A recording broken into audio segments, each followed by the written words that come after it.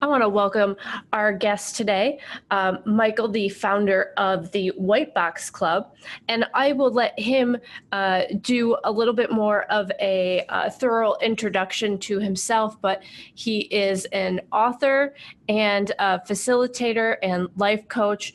I think he has a really great message to share with you all today, and just speaking with him throughout this has been really interesting, getting to know him. And so, Michael, I'm going to turn this over to you and let you do a more proper introduction and kick off today's presentation. Fantastic. Thank you very much, Jessica. I'm glad to be here with all of you today. Let me get going here so we can get started. One moment, please. All right, we'll get our technology started so we're all on the same page. Well, I'll tell you something. I am broadcasting live from Minneapolis, Minnesota today. And if any of you are from Minnesota, you know what day this is, don't you? This is the launch of the Minnesota State Fair. And if you have been waiting all summer long for the Minnesota State Fair, you know that this is an event of large proportion. Hundreds and hundreds of thousands of people will attend the State Fair every day. And today is the big kickoff day. So you can imagine what's on every radio station, every TV station, and every water cooler conversation today is, are you going to the fair? You going to the fair? What day are you going to the fair? And this only runs for until Labor Day, so it's only going to run for a week and a half, but everyone gets excited about the state fair. And I would imagine that you probably have a state fair in your state, or maybe another big event that you get to look forward to. And I'll tell you something, it just changes people's perspective. When there's something to look forward to, you know, life is always just a little sweeter. Right? You got that trip coming up, or you've got that new event, something you've planned, a trip, or the state fair, something with family or friends, or you've got something new that you're looking forward to. Maybe you just got a new car, or maybe you're moving and you're moving into a new house, or gosh, maybe you've got a new job, or you're looking for a new job. We're always looking at opportunities to do something new. Well, I'll tell you something. The excitement about the state fair is an opportunity for us to gather together, to go as friends and family, and to plan something. And today I'm going to talk a little bit about our career, because our careers are kind of like the same thing. We can look forward to our careers with anticipation. We can look forward to what we're going to create next. We can look forward to opportunities. And I kind of look at it as being almost as exciting as going to the state fair. Although I'll tell you something, the state fair is a lot like your career, because it's got rides and roller coasters, and it's got amazing food and incredible people, and that's kind of what it's like when we go to work, isn't it? Isn't there crazy people, and we're kind of on and off different rides and roller coasters of life? So it's kind of a good metaphor, isn't it?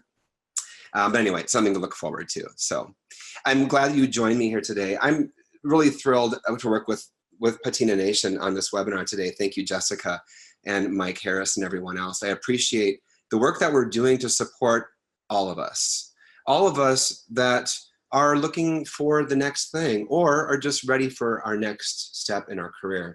And what I've found is there's a lot of us that have been around for a while, and we've got this great experience, and we have all sorts of stories and momentum, and now we're just trying to find a place to put it. And I really believe that everything has a place. So today I'm going to just take you through a few concepts. We're going to talk a little bit about what's going on and just what I've seen in my social research and what I've learned talking to other people, and just what I've noticed in my own experience. And then we're going to see how we can apply some of the principles that I've gathered over the years to help us all have more clarity about what next in our career. And you have to understand our career is a very important piece of who we are, because it's our human doing. It's our human doing things in the world. And I coach about health and wellness, and I coach a lot about our human being, which is the person that we are. And I believe that our career needs to be connected to our human being, that we need to be doing things that are connected with who we are. Because we know when we're not, it doesn't feel, we don't have the same momentum and the same alignment. And it just feels so much better when you're doing things that you do well and that you enjoy. So we're going to talk a little bit about that today. And we're going to go through some of that together, and I am going to pause throughout. So I am happy to pause and take questions as we go. But let's get started, and then we'll go through this together, and we'll have some fun. So here we go. Ready? All right. Here's a quote by Kristin Armstrong that when I saw, the day I saw this, it just made perfect sense. And what I love about this quote is the idea of times of transition. They are strenuous. And yes, times of transition do really pull us out to our ends. But at the same time, if you look at it and embrace transitions, as Kristin does, it's a wonderful opportunity. It's an opportunity to reprioritize, to think about what's really important to us, the people, the activities, the things we're paying attention to, our habits, and we can create our new normal any way we want. And that's what really hit me. Very similar to George Bernard Shaw has a saying, his quote is that life isn't about finding yourself, it's about creating yourself. That was really a moniker of mine as well. I believe that we're creating our experiences because that's what we're here to do. We're here to create experiences. And we do that through the things that we do and through our work. So this really hit me that day. And I love collecting quotes from people and stories from people when they resonate with me, because then I put them in my little toolbox and I pull them out as needed. So this was one that I really hit me that day. So I thought she had a good angle on that I really appreciated. So the White Box. So many of you know now that I'm the founder of the White Box Club. So a little over 4 years ago, I came to work. I had a full-time job. It had been a contract job that turned into a full-time job. I've done side gigs for years. I've had my own side consulting business for 20 years. And I've also gone into and out of full-time work and part-time work and contract work. Well, this job I had been a contract job that turned into full-time, and I loved it. I loved the people, I loved the customers, and I loved what I was doing. I was doing education and learning and building it for a technology company and doing my life's work, which is teaching. I'm an educator, and I love teaching, I love consulting, I love coaching. I like helping connect people with information and technology to help improve their lives. And as many companies do, a lot of startup companies have the most difficulty staying afloat. And the company I was working with had been a startup company and was moving with momentum. But like with everything else, income and money also ebbs and flows. And because of budget shortfalls and because of just life in general, the company was having difficulty and needed to do layoffs. Well, this is a reality that we all live with. We can't avoid what business is experiencing, and we need to respond to that. And so our business responded, and I ended up getting a white box, and I had not ever been laid off before. So for 45 years, I had all sorts of different experiences, but I'd never been laid off. And incidentally, at that same time, many of my friends had been getting laid off as well. This was back in 2015, and there were major layoffs in major corporations that year for many reasons. So I had already been doing some coaching with my friends over lunch or coffee. I thought, yeah, I'll work for food. I'm pretty easy. You buy me lunch, I'll give you a free coaching session. And it was really a great opportunity, not just for me to reconnect with a lot of my former colleagues from many of these companies that I worked with, but an opportunity to experiment with some tools for career transition. Being a health and wellness coach for many years, I had tools in my toolbox for helping people with their relationships and with their connecting with their own balance and their own momentum and decision-making and work-life balance too, but not with specifically career transition from a layoff. And so I thought, I'm gonna do this with my friends. So I formed this group called the White Box Club. And those of us who'd gotten our white boxes started to get together twice a month. And we started a meetup called the White Box Club. And I think I had 6 or 7 people at my first meeting. One was my buddy from college who was in career transition, and a couple of my coworkers from the job I just got laid off from, and then a couple of new people I hadn't met. And we kicked off the meetings, and I thought, this is going to be really cool. We're going to do this together, because I don't believe that we're meant to go through life alone. I believe that we need to work together, and that when we come together, we can do more. And I thought this is going to be a great way for me to serve not only my friends, but to also help me get myself back in alignment. So I brought in my resume coach for one session. I brought in my friend as a recruiter to lead another session. And I started sourcing speakers on different elements of career transition, resume, interviewing, networking, and formed this momentum of giving this opportunity to me and my friends and other people to join in. And so we've been running the White Box Club now. This is our 5th year. We have 3 different clubs. We have an East Metro, Minneapolis, St. Paul, West Metro, and we have an entrepreneurs group. And so it's grown by leaps and bounds. We have over 1,000 members. We have people coming to meetings every week in both locations. And it's a really great opportunity to serve. And you know what's so fun about it? I get to meet people all the time that are still in career transition, because you know what? So am I. Me too. I'm always looking for opportunities, and I'm always recreating myself.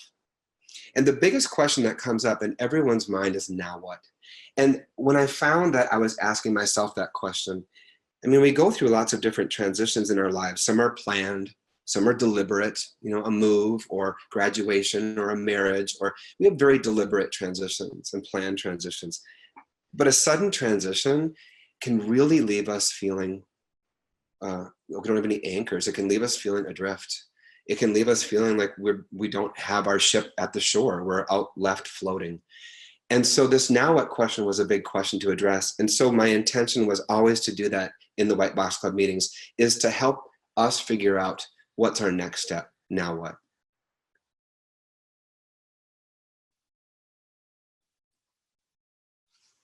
So I'm just going to talk for just a couple minutes to jump into this. The reason I'm going to do this is because I want you to think about yourself today. I want you to be selfish in a good way. I just wrote an article about that lately. You can find it on LinkedIn or on my webpage, called It's Time to Be Selfish in a Good Way. The idea of the word selfish, the suffix ish, means focused on self, selfish, but in a good way, taking care of ourselves, focusing on what's important to us. And this is a saying, noti sotam. I actually put this up on a slide once in a presentation I was doing in a corporation. And I said, does anyone know what this means? And a man stood up in the center of the room. There's probably 120 people. And he just stood up and went, noti sotam, know thyself. And I said, yes, exactly. And he goes, I am Greek.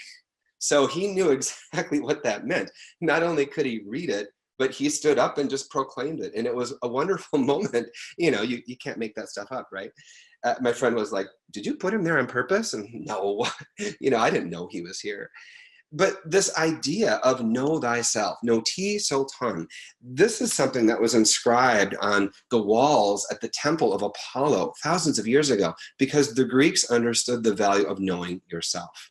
And knowing yourself means not only knowing your strengths and what you do well, but also knowing what you maybe don't do well or you're not interested in. So that's why I have an accountant who does my taxes every year, right? I am not interested in doing my own taxes. I'm just going to say, nope, I don't even want to learn how to do a 1040 long form. No interest, but I will happily let you do it. And so I'm clear about what I want and what I don't want, especially when it comes to doing taxes, because I don't want to do them. But then I get to support someone who does, my tax accountant, my tax advisor. She's great with it. I mean, she loves doing taxes. Really? You love doing taxes? But you know what? That's her thing. So I want to let her do that. Well, you got to find your thing.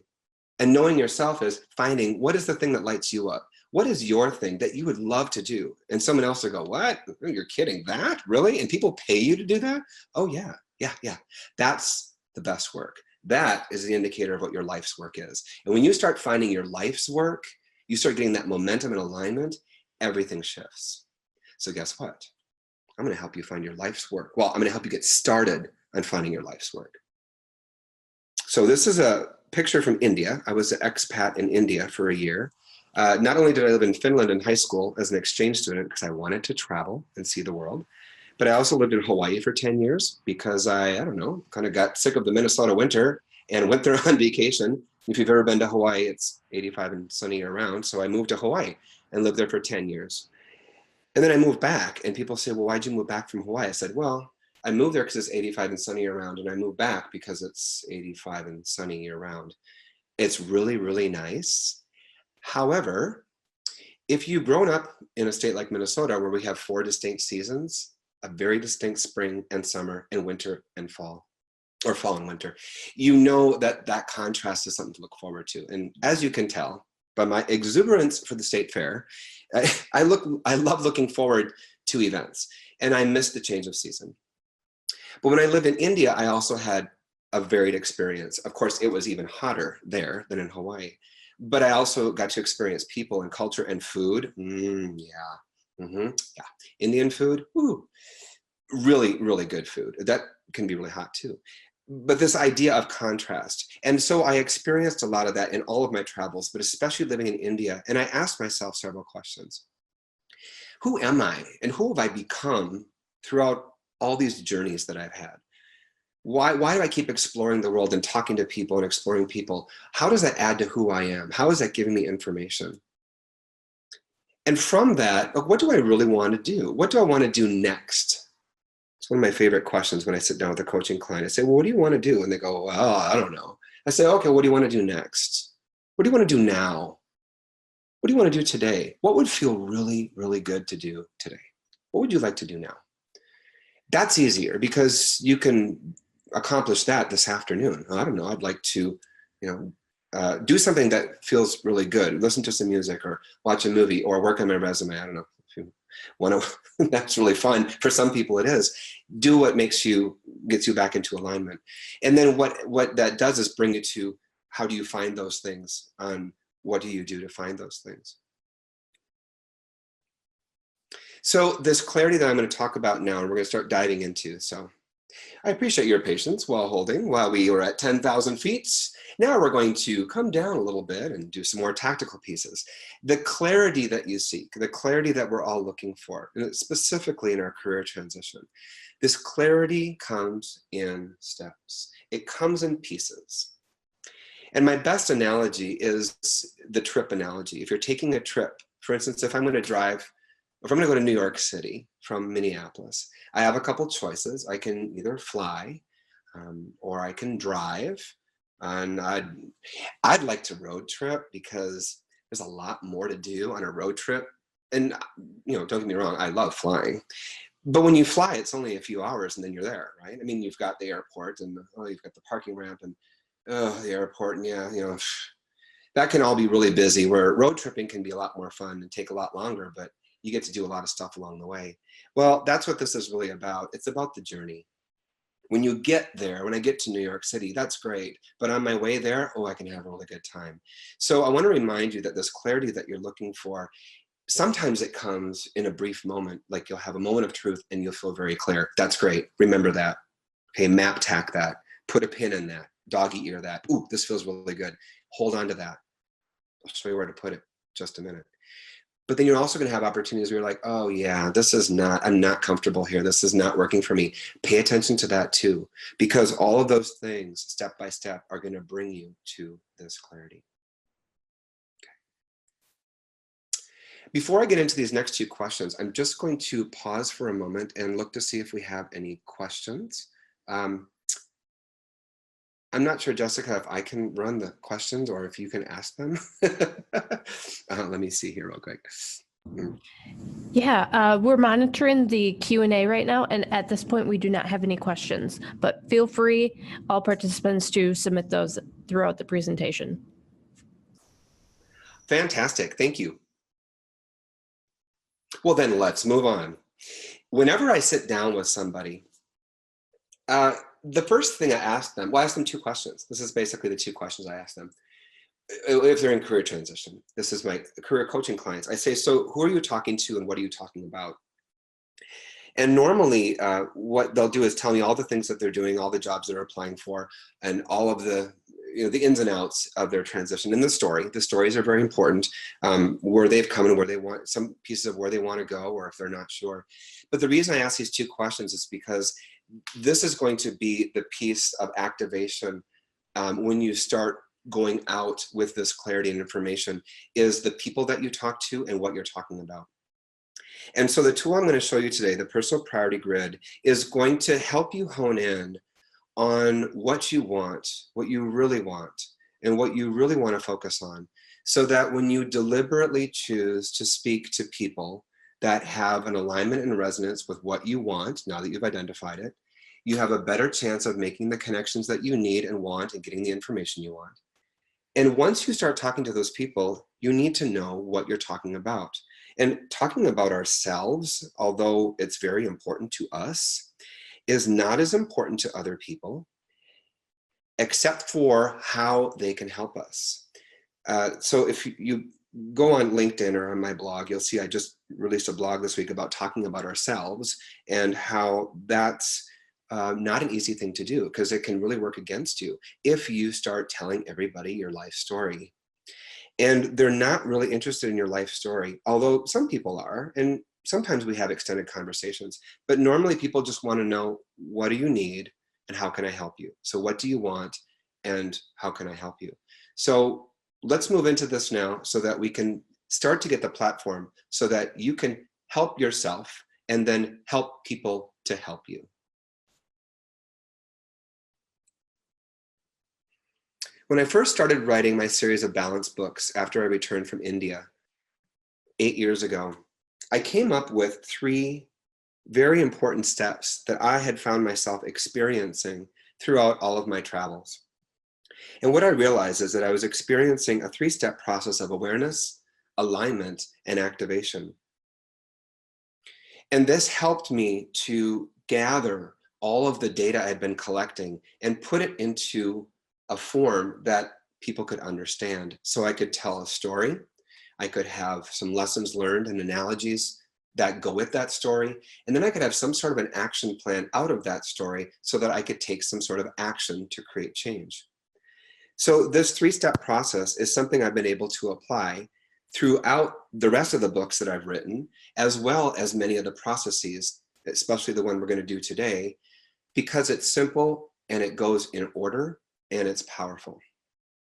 So let's start with the first one, and that's awareness. And notice real quickly, they all start with the letter A, because I love alliteration, which is also a letter A. So my brain is very active. I have a project management background. So with a right brain disposition for people and a left brain project management background and technology education, I love putting the 2 hemispheres together. So just to give you an inside scoop, if you know me, you would understand this, but it makes it a lot more fun to activate the left brain, right brain. So, all right, let's talk about awareness. And the tool we're going to talk about will help us to establish and answer these questions. What are your preferences? What are you doing? And what are you doing? It's imagining, envisioning. What are you doing in terms of the work you're going to do? Where is the environment where you're doing this work or these activities? And then who does it include? Now, if you have your copy of the PPG Personal Priority Grid, then you should have that in front of you. If you don't, you can certainly download it off of the link that was sent to you from Jessica in the webinar link. There's a PDF you can download there, or you can just get a piece of paper out, grab a piece of paper and draw 2 lines and make 3 columns. And then right above each column, don't want, do want, and willing to accept. And the order that I have them on the screen here is important. So don't want's on the left, willing to accept in the middle, and do want on the right on purpose. And I'm going to tell you why in just a moment. So this tool is very simple. It's simply 3 columns. But when you apply this tool, it's not particularly easy, because it's going to have you pause and really start thinking about who you really are based on your experience. It's actually homework. And as a teacher, I taught college for 8 years. My point of teaching is that homework is always best done when you're in alignment with it. So if you're in alignment with this today, you want to keep going with this afternoon, when we're done, great. Otherwise, maybe you work best at night. You can work on it tonight or tomorrow. But the homework that you do on yourself, particularly with this grid and what we're going to talk about now, is permanent. This homework is permanent. This is going to help you better yourself. You're going to get clarity that's going to contribute to your personal platform that you stand on about who you are and what you want. So it's time to do this work because this will serve you for the rest of your life. Trust me on that. So here we go. Ready? What happens is the don't want column is first. You know why? Because it's really the most important at this juncture. At this juncture, I want to know what you don't want. Why do you think that is? Well, I'll tell you why. Because you already know it. It's showing up in your experience right now, or it was in your experience in the last job or career or position or momentum that you were doing. We're focusing on the career today. It has shown up to you over and over, or you've been there, done that, and you don't want to do that anymore. That last piece is really familiar with many of us who are Gen Xers or boomers and millennials, some millennials too. When we've been farther along in our career, when I turned 50, I went, okay, I turned 50, I'm at the midpoint. I'm at halftime, right? Because I'm going to be 100. So I'm like, okay, let's do a chalk talk and sit down about what worked in the first half, kind of like football, because I love football. What worked and what didn't work. And then going out into the third quarter now, how am I going to apply that? So for those of us that have been around for a while, we know what we don't want because we've had it. So when I did the personal priority grid, when I got laid off from this last job and I came up with this tool over lunch with one of my friends one day, we just did this together. I said, well, what don't you want? And we went through this. I did this for myself. And I said, you know, I'm done with the Monday through Friday 9 to 5. I don't really want that anymore. I've been there, done that. You know, it's great, but I've had it. I really don't want a micromanaging boss. Yeah, I can see you virtually nodding. Some of you going, oh yeah, let me tell you about that. And I get some really good stories from those. And I have some really good stories. Hey, we've all been there. Well, at least most of us have. But I've also had really, really good bosses. My favorite boss, Mary, who I adore, would ask me how she could help me. Now, what kind of a boss asked me how they could help me before I had that experience? Every boss said, what are you doing it? Why are you doing it that way? Or let me tell you what to do. Well, that's one way of managing, but I'll tell you something. It doesn't work because you can't control people. You can support them. So I don't want a micromanaging boss, right? I also don't want a cubicle environment. I also don't want corporate anymore, more than 5,000 people, and so on and so on. So here's just a couple more examples. Now, I can't reinforce enough at this juncture right now, at this point, how important this is that you not only identify what you don't want, but that you write it down. If you look at research about how the brain works, how we learn, how we synthesize information, when you write something down with your hand, you can use your keyboard too, but it's different with your hand, pen to paper, or pencil to paper, it's different. You have to synthesize the language, you have to use the motor skills. So I really encourage people, you can keyboard, that's good too, get it out, put it somewhere, but really get back to pens and pencils. I'm a super uber traditionalist when it comes to things like that. I'm very 20th century when it comes to meeting people face to face, writing with pens. I even write in cursive, which I had to relearn. I think it took me 3 years to relearn cursive, because I love the idea of slowing down to write something. And my journaling, my most powerful words, I've written in cursive on a page with paper and pen. And you know, for most of us, we're like, yeah, so what? But for my nieces, they're like, what? You write? I mean, they're a whole different generation, right? So I love that old stuff. So, all right. So don't want, extremely important. And this list will go on and on and on. And I encourage you to get it out. Just go for it. I was leading a group at St. Thomas, University of St. Thomas, an MBA group a couple months ago, and we had this exercise, and there was a gal who was in the back who was like, she was writing and writing and writing, and she flipped the page over, and she's writing and writing and writing. I'm like, oh, so I see there's a lot of contrast in your experience right now. She was like, oh, I'm in this right now. She just hated her job. And so she was flipping the page. I'm like, keep going. Keep going. So do this offline today. Really, really write down the things about your career right now that you don't want. Even if you're in it, it's okay. This is just putting it out somewhere, because once it's out there, now we can do something with it. All right. So the next step in this is then from what you don't want to talk about what you do want. And the reason we do that, we skip over willing to accept, is because this contrast is going to really give you clarity about what you do want. If you don't want Monday through Friday, 9 to 5, then what do you want? And I said, oh, I want flexible hours. I want to work remote. Great, put that down. Get really clear and get really specific and shoot high, aim high. Don't settle for something you don't want. Okay, don't settle for what you can accept. That's coming later. What do you really want? I really want flexible hours remote. I want to come and go as I please. Even if you don't even know it exists. I mean, if you haven't done it before, it doesn't mean it doesn't exist. And trust me, when I started thinking about this, that's all I would do then. I'd flexible hours remote. That's all I do now. I work from wherever because that's what I want. I want a supportive leader who I can trust and who trusts me. I want Mary. I want someone who says, how can I help you? How can I help you prioritize and give you a long leash to get your work done? That's the manager. That's the leader I want. That's the leader I want to be. Okay. She was such a good example for me that that's the kind of leader I want to be. And so I am. All right. I do want open station, team rooms. Okay. I don't want cubicles. See how I did the 1-for-1 here.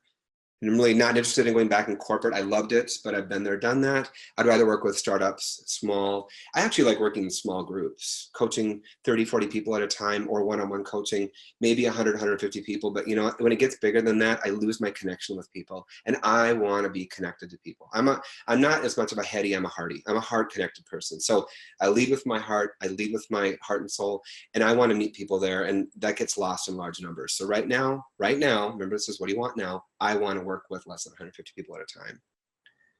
And then the willing to accept is your middle ground. So you want to identify that. So what are you willing to accept on the way to what you want? So, right, you can't just, materialize in New York City, right? We don't have the transporter beams yet. I mean, I know when we got the flip phones that look like the transporters, remember those, the Motorola flip phone? We're like, woohoo, it looks like a Star Trek transporter. I know we got some Star Trek stuff, and now we've got, video, phone, and all that kind of stuff, but we didn't get the transporter yet, which is probably a good thing because rematerializing is probably not a good idea. I mean, we all saw The Fly, right? Or we saw Willy Wonka and the Chocolate Factory. So we don't have that. So it's a journey. So on the way to what you want, on my way to New York, what are the things I'll accept along the way?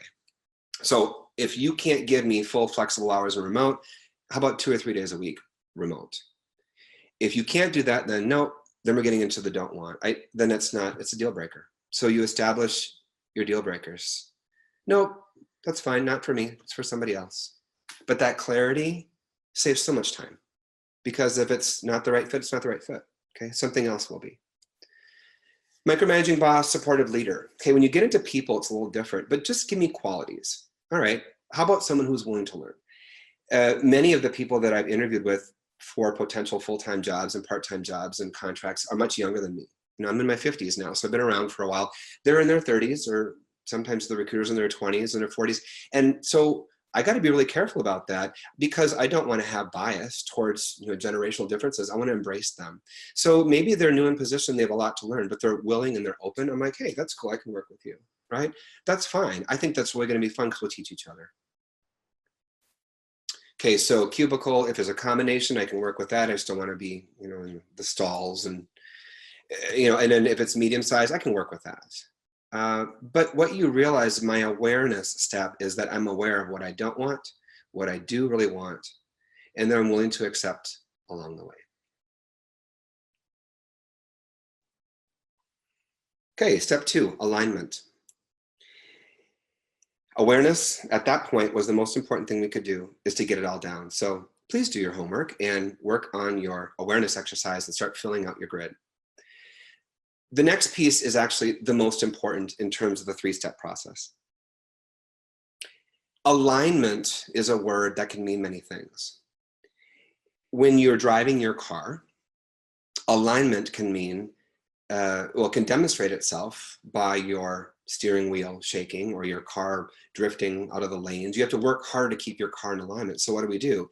We bring our car into the shop, or if you are able to put on a hoist yourself, and you rotate the tires and you put it back into alignment. Our lives are like that too. When we feel aligned, things are smooth. It's a smooth road. When we're out of alignment, in other words, we're not lined up correctly with the environment or the people, whatever, we feel out of alignment.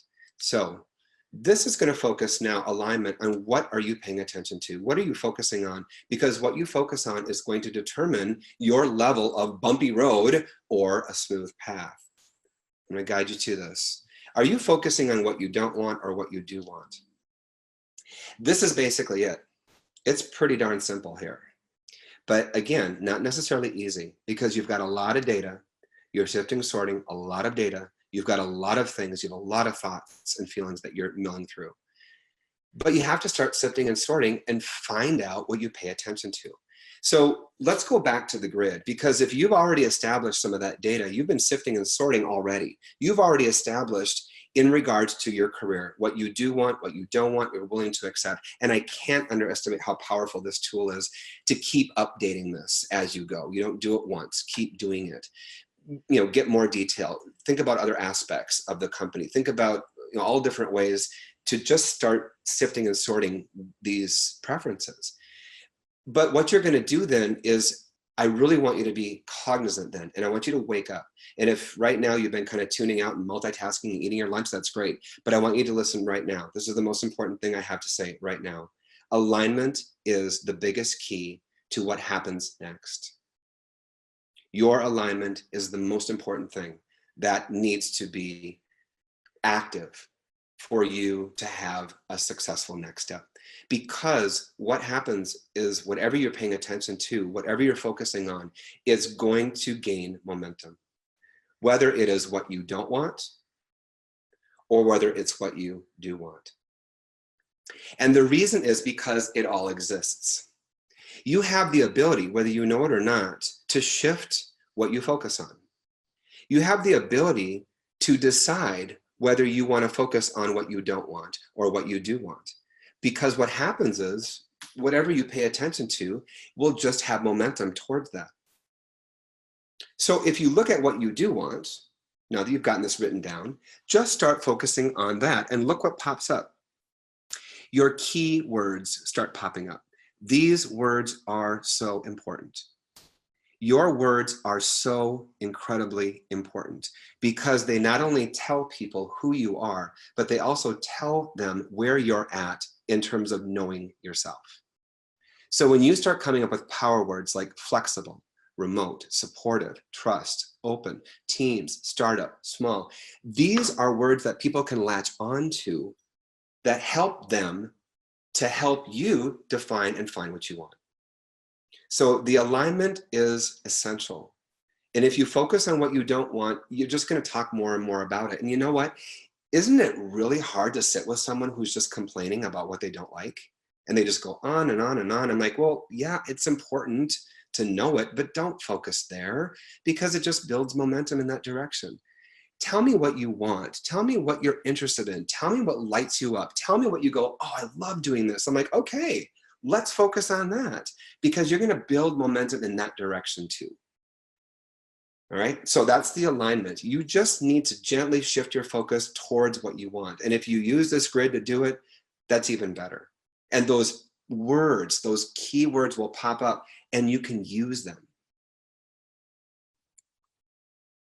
Okay, the third step then is activation. And as you can imagine, built into the word activation, how do we activate this now? And I already alluded to this. I've already cued you in about what this means in action. Because what we're doing now is applying what we've learned about ourselves. Okay, the don't want's important to give us the do want. The willing to accept is the negotiation ground, especially in interviews, especially when you're looking at boundaries. It's all important. But now you take the vernacular with your new spectacular vernacular because you're going to have these keywords and you're going to start talking about this, aren't you? Yeah. So which of those words are you using? Okay, how are you using those new keywords that you want people to hear? And then who are you speaking to feed those keywords to? So having all this information about you is really important. But if you don't use it and you don't start doing it and you don't start activating it, it's not going to do anything for you. It's not going to give you any momentum in the direction you want to go. And so that's why I asked those two important questions. Who are you talking to and what are you talking about? So that when you start aligning yourself with people that either work in the environment you want, if you put in that, I want to work in a large corporation, I want to work with healthcare, I want to work with, medical devices, I want to work in the training section, you start narrowing it down, right? And then what you do is go on LinkedIn, or it's my favorite social media tool, or another social media app, and look for people that work in that company or work in that sector or work in that division, or people that are in your network that you already know who could give you more information. But when you already have the clarity of what you want, it's so much easier to have these conversations. I think the worst conversation that people can have with you is the "I don't know" as the answer. And there's nothing wrong with that. But that's why people come back and coach with me, because "I don't know" is maybe the truth, but it's not a great answer when you're sitting across the table from someone who's trying to help you, because they're not a coach and you don't really want them to coach you because they don't understand what questions to ask you to help you activate your own knowledge. So once you have your keywords and once you have your momentum and once you have more clarity, it gets easier and easier and easier to tell people about what you want and why you want it. And then those people can connect you with opportunities, other people, they can give you feedback, they can tell you their stories, which are fantastic. Did you know how much information is embedded in other people's stories? Did you know that we learn best from others? I mean, we can read books and we can watch videos and that's all great, but the best instructions, the best learning comes from experience. And when we have our own experience, that's gold. But when we have other people's experiences through their stories, that's silver. It's pretty darn close. I mean, it's pretty good. Some of them are golden. I'm like, wow. My mom and my dad are two of my best friends, and they tell me their stories all the time. And even though I've heard them before, they're always a little bit better, a little different, and a little sweeter the next time around. But their story is embedded in everybody. So ask people to tell you their story, or to give them the opportunity, the invitation and the permission to teach you and share with you. And once you have more of your clarity, you're just going to activate each other. So it's a win-win. All right, before we get to homework, are there any pressing questions from anyone at this juncture?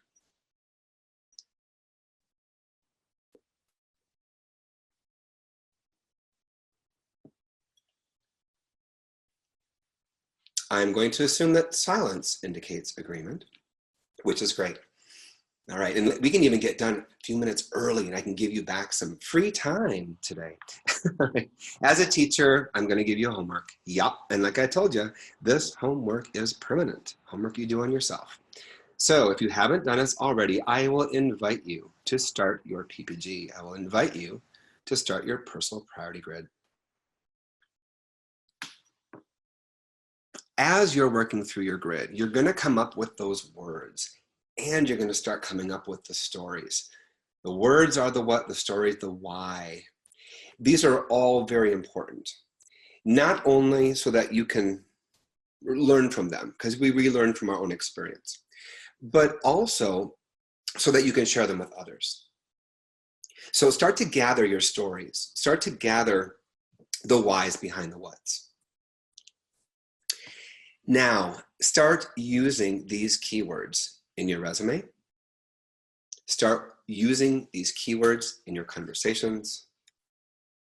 Start using these words during interviews and your stories during interviews. Keep them short.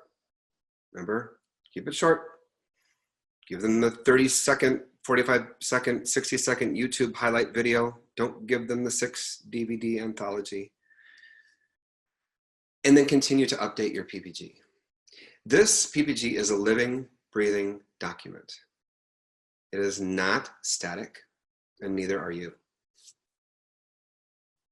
It's an important thing to remember, that whole idea of dynamic.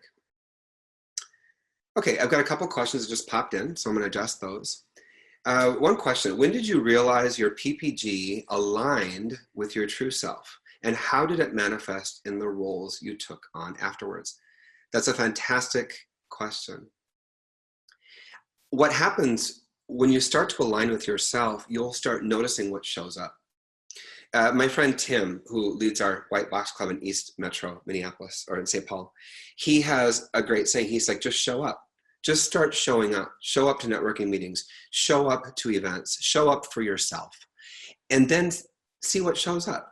Just see what shows up. You never know what conversation is going to lead you to that. So I realized as I was working on my PPG that things were showing up in my experience. People were showing up in my experience. Opportunities were showing up in my experience that were aligned with my language in the PPG, because that's the creative process. Whatever you're focusing on, you send out vibrations, your vibes. You know, people have bad vibes, good vibes. Well, your thoughts and your energy are catchy. You can tell when someone's in a great mood because they vibrate. They have good vibes. They look happy. They say happy things. They're in, you know, woo, hey, what's going on, right? And you can also tell when people are in a bad mood because they're grumpy cat, right? They're, you know, and that what comes out of their mouth. Whatever you are feeling and however you are focused, you know, affects your attitudes, actions, and words. So I found that my true self was being aligned on the inside as I was focusing on myself. And then it was appearing to me and showing up on the outside. And that's how I knew that that PPG was helping me align with myself on the inside first, and then it was showing up on the outside of me. I hope I answered that question correctly. Okay. Another question, really good and practical advice. Can you speak to the who are you talking to? For example, networking best practices. So the networking best practices, or in other words, networking best practices, if you will deliberately look towards people that are in alignment with the things that you want, the things that you're looking for, what will happen is you will have an opportunity to connect with those people that would have the most information for you. So that idea of being able to connect with people that have a deliberate connection with you. And you know what, I don't really spend too much time trying to pay attention to if someone is really in alignment with me or not. I just look at the opportunity for them to stay connected with me. So the idea of networking best practices is that I focus on the people that are aligned with the direction that I want to go. So, and they will show up, and then people will refer them to me often too. They'll say, I'm interested in learning more about that, and we'll connect together. So, yeah. So the idea of this clarity is extremely important. This idea, this opportunity to get clear will continue growing, but it's in simple steps. It starts from the beginning and it continues through your experience. And this idea of clarity is something that you'll continue to do along your journey. And the more deliberate you can be about it, the better. And so the idea of having clarity is not that you get there. It's not about finishing it. It's about enjoying the journey along the way. Okay. Oh, and there it is again, in case you didn't. So if you're interested in a book sample, I do have book samples available for you if you're interested in that. And you can download a free book chapter if you'd like, book chapters, as well as connecting with me online. So that's available to you as well if you want to continue the conversation. And you can also visit my website at michaelcreative.com for more information about my coaching and about speaking engagements. But there's a couple links for you right there, pages.michaelcreative.com to learn more about, and you can also book a free 30-minute chat with me. And then the chapters, if you'd like to download them free at michaelcreative.com/free chapters. I also encourage you to reach out on the socials. I'm on Facebook, LinkedIn, and Twitter. I would love to connect with you online. I love LinkedIn. It's a great virtual conversation tool. So I would love to connect with you and connect you to my network. If you're looking for someone in my network you'd like me to introduce you to, I'm happy to do that. So I would love to connect with you online. Awesome. Michael, thank you so much. This was really, really interesting. I love the PPG grid that you have there. It's super helpful. For our Patina Nation members on the line, I encourage you to reach out to Michael to download his free chapters. You'll receive a post-event email in a few minutes, and I encourage you to complete that. It helps us plan for future events for you all so that we're helping you be the most successful independent consultant you can be. So thank you so much for joining us today, and we look forward to having you with us for future events. Bye-bye. This has been a presentation of the Patina Nation. To watch more content like this or for more information, please visit us online at www.patinanation.com.